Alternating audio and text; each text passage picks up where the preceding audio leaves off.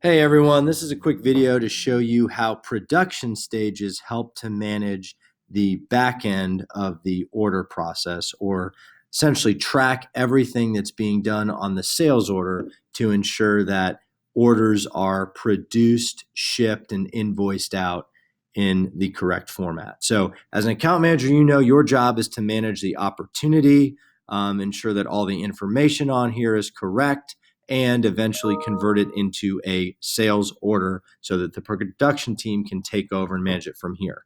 So before you convert to a sales order, we need to make sure it's enclosed one. You'll see this window for production stage. Now, as a sales order is created and as production stages begin to be used, this will read back what production stage the sales order is actually in so you can keep track of your information. So I'm going to go ahead and walk you through these stages and show you how this works on the production side. So everything is here correctly. We've got our line items and our teacher shirts done and our ship dates and in-hands dates all in here. So we're going to go ahead and create a sales order. Now you see this is blank here. Go ahead and create our sales order, which will take a moment. And now we have our sales order. It's rendered a sales order number. It brought the job number over. And if you go down here, you can see that it defaulted the ready to be scheduled stage, which is the first stage in the production stages. Now, if we open up an opportunity, we can see here, this was the opportunity. See, it's reading back on here. So everything that's done on the sales order will actually read back to the opportunity.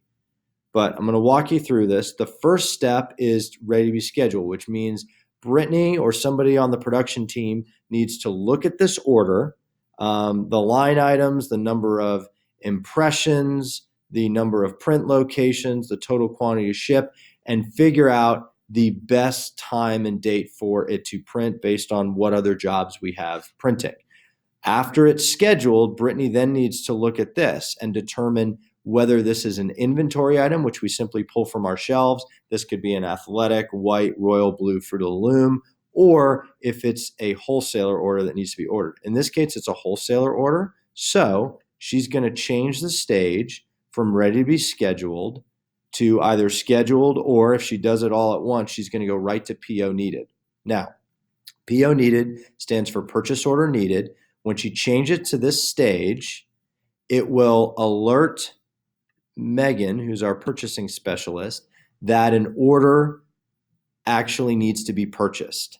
Now, Megan has 24 hours to complete this action in order to make sure things stay on time. So we just changed this to PO needed. This is going to alert Megan. She'll go ahead and open up this sales order, and then she'll go and actually create a purchase order with lines. So she clicks on that.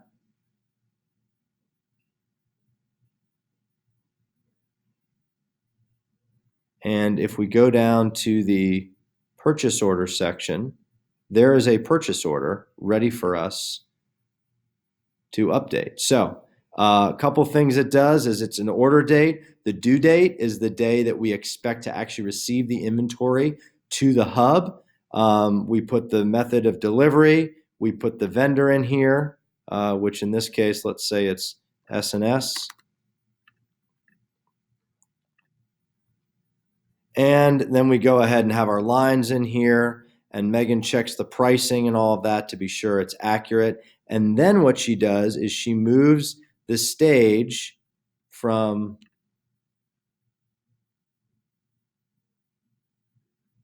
she'll move the stage to purchased, okay? And she'll go ahead and click save.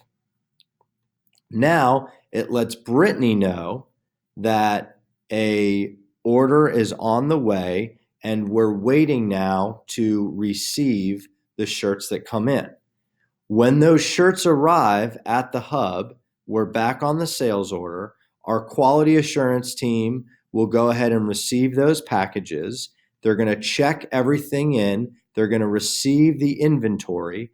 And then once they've finished that, this production stage which is now blanks ordered because Megan put in that purchase order and we indicate that blanks are ordered. We're going to change that to inventory received.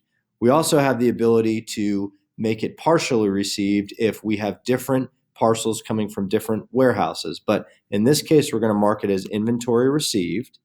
So now as an account manager, you can see on the opportunity that not only were blanks ordered, but inventory was received, and we're basically ready to print this order.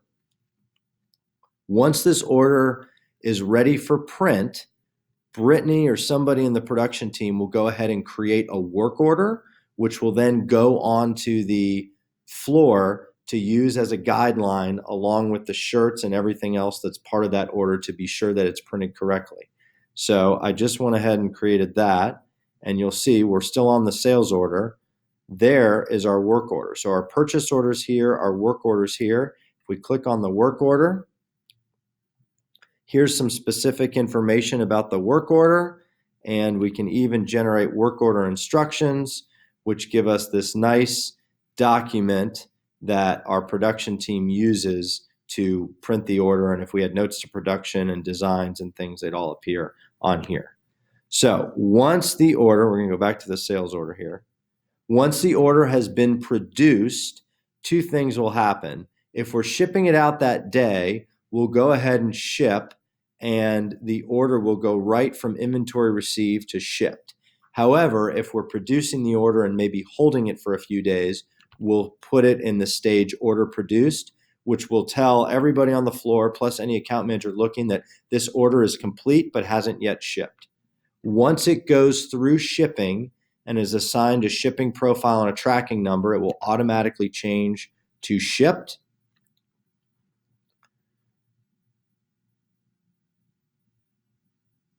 And at that point, the order is packed out.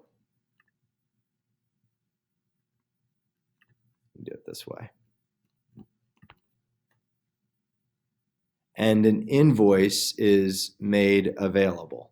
And so at night, after it's shipped, a report goes to our account or our finance specialist, and they will prepare an invoice, and this stage will then change to invoiced.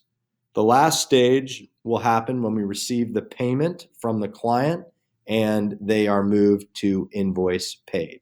And so when you're looking at your dashboard and you're tracking how your revenue is doing, remember that an order has to be in shipped, invoiced, or invoice paid to count as revenue with regards to Booster Spiritwear.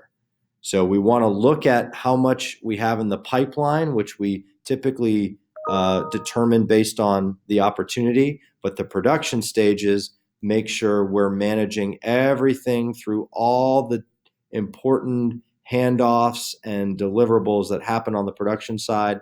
And once it reaches shipped is when we actually recognize it as revenue for the company. Hope this video helps.